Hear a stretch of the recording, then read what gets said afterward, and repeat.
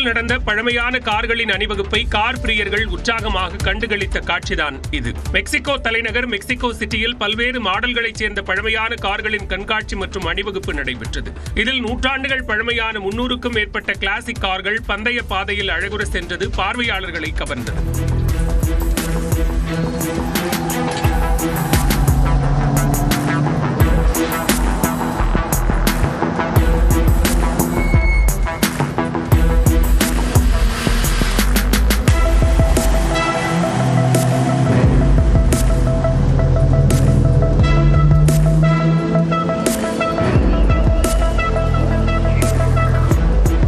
மேலும் வண்ணமயமான கார்கள் முன்பு நின்று கார் பிரியர்கள் புகைப்படம் மற்றும் செல்ஃபி எடுத்து மகிழ்ந்தனர்.